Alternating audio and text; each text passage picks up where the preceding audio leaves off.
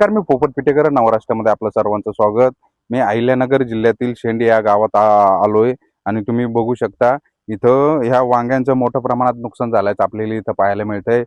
प्रचंड तापमान आणि पाणी नसल्यामुळं या वांग्या शेतीचं नुकसान झाल्याचं आपल्याला इथं पाहायला मिळतंय. या संदर्भात आपण युवा शेतकरी त्याच्याशी बोलणार आहोत. काय सांगशील मित्रा, मोठ्या प्रमाणात वांग्याचं इथं नुकसान झाल्याचं इथं आपल्याला पाहायला मिळतंय. आम्हाला इथं पाण्यामुळं भरपूर नुकसान झालेलं आहे आणि शिवाय इथं उष्णता भरपूर आहे.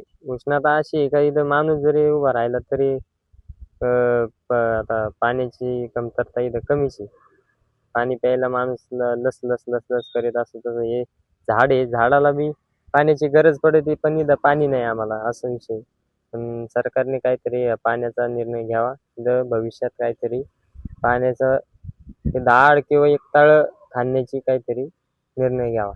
खरं तर हे वांग्याचं शेती तुमच्या किती गुंठ्यात होती आणि किती रुपयाचं नुकसान झालेलं आहे तुमचं? हे जवळजवळ अर्धा एकरमध्ये ते 20 गुंठ्यात होते वांग. त्याचं नुकसान जवळजवळ 50 ते 60 हजार रुपये नुकसान झालेलं आहे. त्याच्यामुळं आम्हाला सरकारने काहीतरी थोडीफार मदत करावी. खरं तर हे 50 ते 60 हजार रुपयाचं नुकसान झालेलं आहे, पण याला मजुरी किती लागली होती आणि तुम्ही किती स्वतः खर्च केला होता? मजुरी याला जवळजवळ 10 ते 15 हजार रुपये मजुरीच गेलेली आहे आम्हाला. त्याच्यात काय आता हे पाऊस पडला कमी या वर्षी, त्याच्यामुळं पाण्याची नुकसानीमुळं ते मजुरी नाही, काहीच नाही, खर्च नाही निघाला. त्याच्यामुळं काहीच नाही राहिलेलं या वांग्यामध्ये आम्हाला.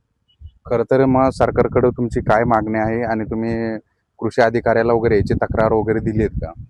तशी काही दिलेली नाही आतापर्यंत आम्ही. पण जर सरकारने जर आम्हाला जर कळवलं तर आम्ही देऊ शकतो ते तक्ता. सॉरी.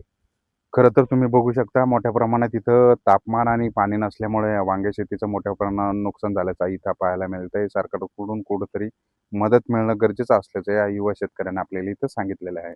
पोपट पिटेकर, अहिल्यानगर.